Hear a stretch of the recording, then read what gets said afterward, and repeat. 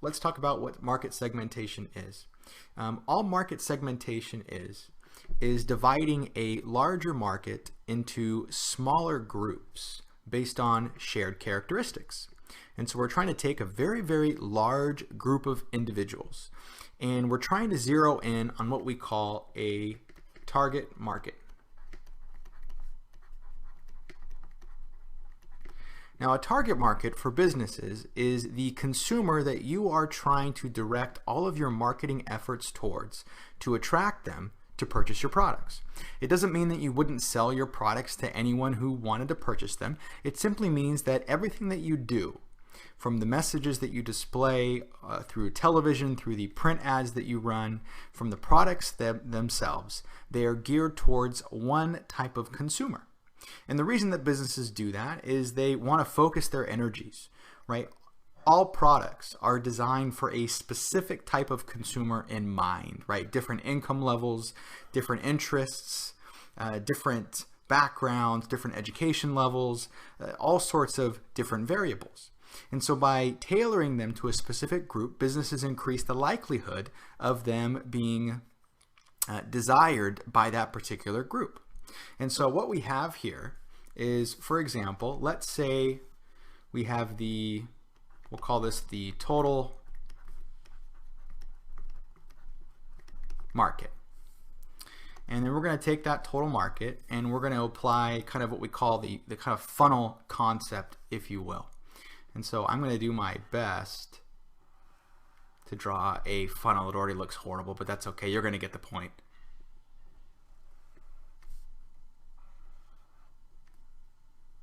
Let's make it a little longer. Okay, so that's my failed attempt at a funnel. So what we do here is we put our target market here in this kind of funnel. So this goes in here. And what we do is we apply what we call market segmentation. And that goes in here. And then once we apply all the different types of market segmentation, voila, we have what we call the target market. I apologize for the poor drawings, but I am certainly not an artist and do not pose to be one. So this is how we do that. And that's kind of the general process and how it works. Once again, we can't advertise to everyone because there are such a great variety of consumers and there's all these different variables that really what someone likes, another person doesn't. And so it's just not effective. It's a waste of resources. Why don't we focus on maybe a few specific consumers that we have a high likelihood or probability of at least trying to reach. And so what are the ways that we segment the market? There are actually 4 distinct methods that we will segment a market, meaning take it from a larger group and then ultimately separate it into smaller pieces. If you were to look at kind of a pie, right, a circular shape, we're essentially dividing that pie into smaller pieces, right? With one piece hopefully having a unique set of characteristics. So let me kind of walk through some of the different forms of segmentation so maybe this makes a little bit more sense. So the first thing, and probably one of the most common, is by engaging what we call demographic segmentation.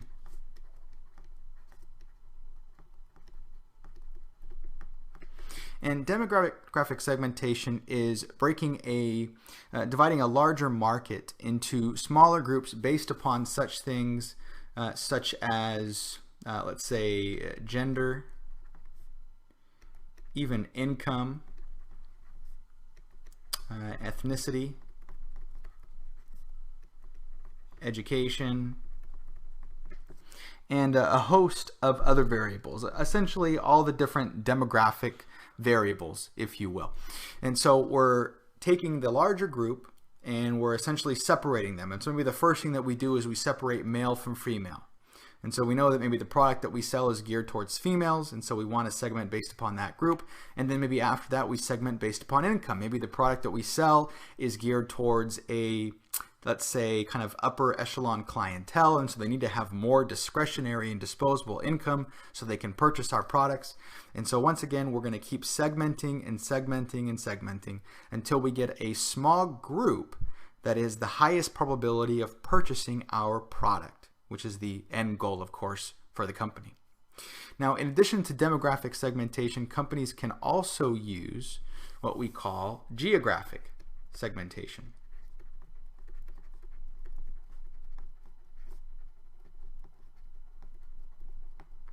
And geographic segmentation is simply dividing the market into groups based upon geographics, right? Things like location. And so you may do this on like a regional basis, right? You can do this based upon zip code and a host of other areas. The main thing with geographic segmentation, and usually why most companies incorporate it to some degree, is because many times companies start out and they only operate on a certain level, right? Maybe it's a local level. That's really they only have a limited number of resources, and so they can't necessarily target an entire state or nation. So it makes sense to focus on their specific local community, the area in which they are physically located, right? As businesses grow, they have the resources to maybe kind of market towards a wider audience. But another thing that they do this for is there's differences in weather, right? So if you're selling products that are maybe dependent upon the sun, maybe you are in the solar industry, you probably wouldn't open up shop in a place like Portland, Oregon that doesn't get a great deal of sun.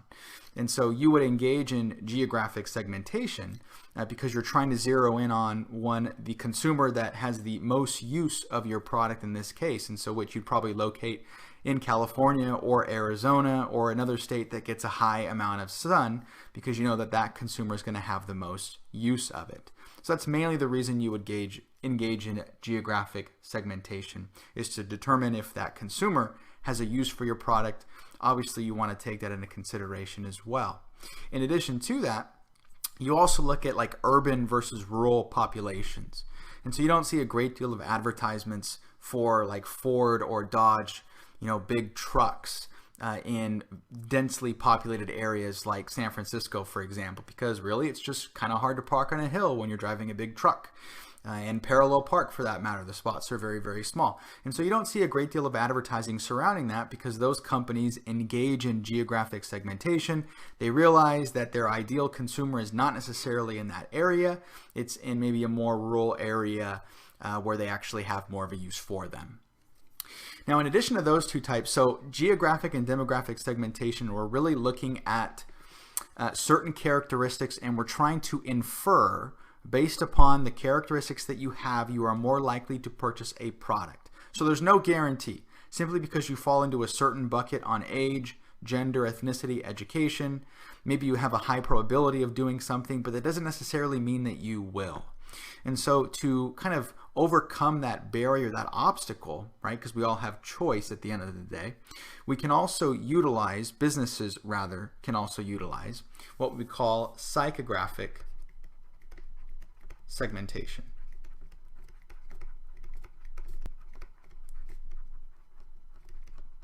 And psychographic segmentation is once again dividing the market into smaller groups, but this time we're basing it off of things like interests and lifestyles and even attitudes.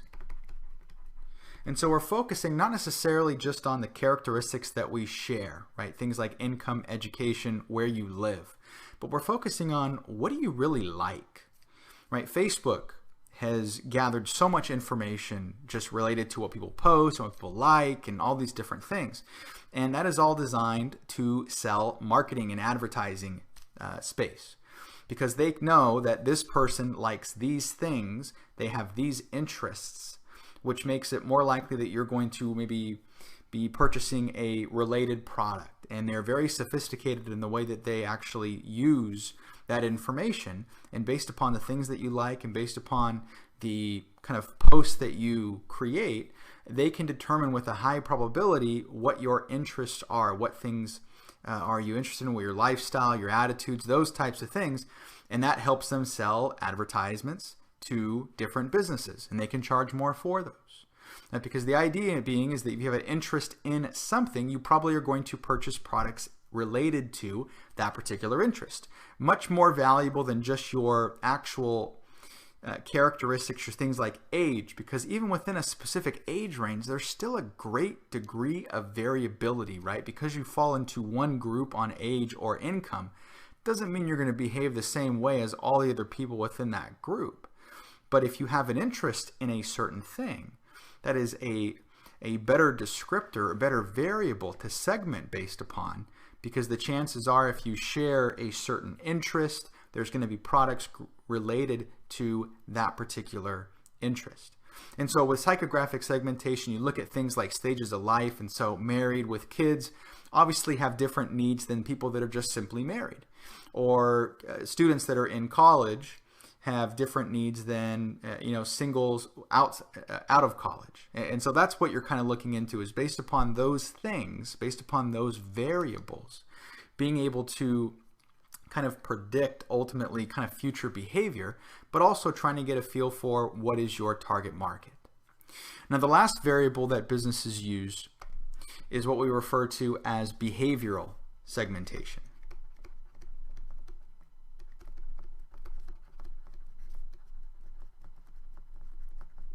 And so with psychographic segmentation, the kind of place where it falls short is we're assuming that based upon your interests and your lifestyles that you're going to be behaving in a certain way or have a high probability of behaving in a certain way. So because you like, let's say, outdoor activities or outdoor water sports, well, maybe you're going to like, hiking because things are outdoors. Maybe you have an interest in that. So maybe that translates to hiking. Well, not necessarily.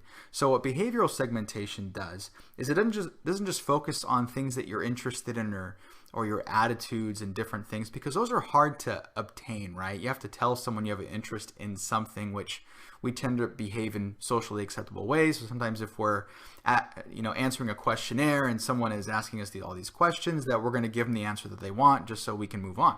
So with behavioral segmentation, we're actually dividing the market into smaller segments and groups based upon actual behavior.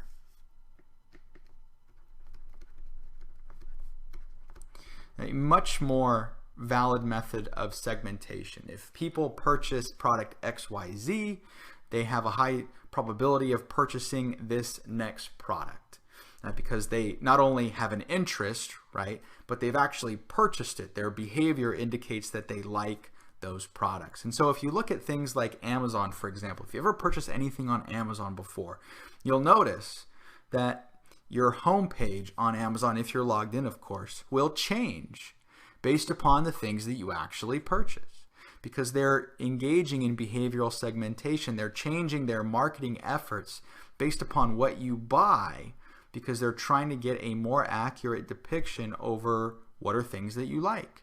Because once again, they're trying to sell things. And so why wouldn't I sell you things that are somewhat related to what you've already purchased in the past? So if you go online and you purchase a lot of baby supplies or different things of that nature, then you're going to see a lot of similar products related to that. Or if you are constantly buying books in a certain genre, you're going to see suggestions of books in that particular genre, because those arguably have a high probability of actually selling. So businesses use each of these 4 areas, right? We have demographic segmentation, geographic segmentation, psychographic, and behavioral, once again, as taking the total market, right, and whittling it down to this target market so that we have an ideal set of characteristics of the consumer that we are targeting, who our product is actually designed for, so we know what they like, what they're interested in, what are they looking for in a product, so we can ideally design something specifically for them, right? That's the main goal, right? Creating something and then finding someone to sell it to is very ineffective. The thing that works the best is understanding who is your market first. Who are you trying to target? Finding out what they like, what drives them, what's the pain in the market that they feel from not having a particular need met, and then designing something as a way of fulfilling that particular need. And so by engaging in market segmentation, not only do you get a very good idea of who your consumer is, but you also know how to actually attract them and how to design products and services ultimately with their needs in mind.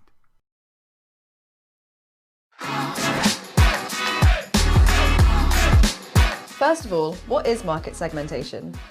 Market segmentation is essentially the process of dividing and grouping your users based on commonalities and shared characteristics, such as interests, needs, wants, and motivations.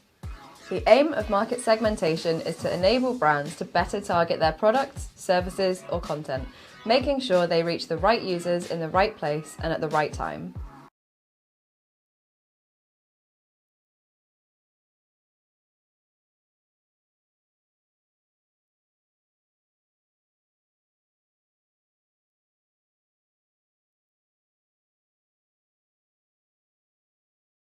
We have geographic segmentation. Geographic segmentation basically groups users based on their geographic details. Similar to demographics, geographic tends to be objective, and it's essentially based on facts about the individual. The 5 key areas that marketers take into account when segmenting geographically are location. This could mean world regions, states, counties, cities, or neighborhoods. Urbanicity, so whether the individual lives in an urban, suburban, exurban, or rural area. Climate, so do they live somewhere tropical, dry, mild, continental, or polar? Culture? Culture can be formed or influenced by things like religion, environment, and agreed social norms. So this is a really big one for brands to take into account because it focuses more on the person's values and beliefs rather than just where they are on the map. Lastly, we have language. If a brand is looking to expand into a global market, it's so important to consider linguistic differences. Brands and marketers need to ensure that the language in their promotion and communication is precise and error-free.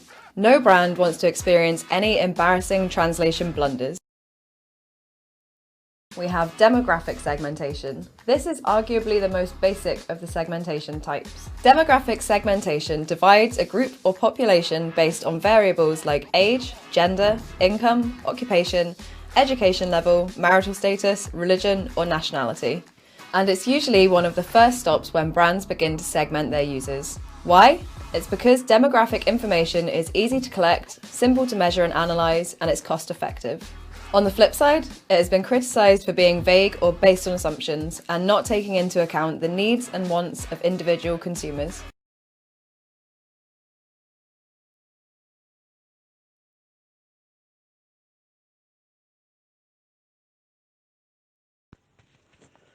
Hi, it's me. I would like to add on geodemographic segmentation.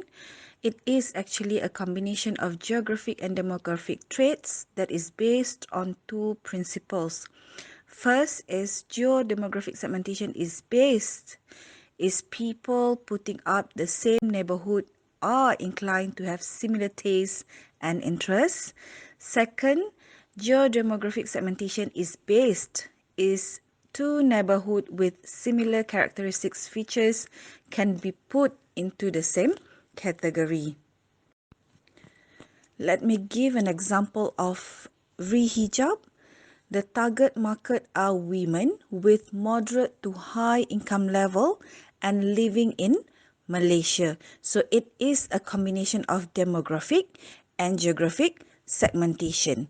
Another example could be the Chanel target market are those with high income level, which is the demographic, and who lives in major cities around the world, which is geographic. So that is geodemographic segmentation.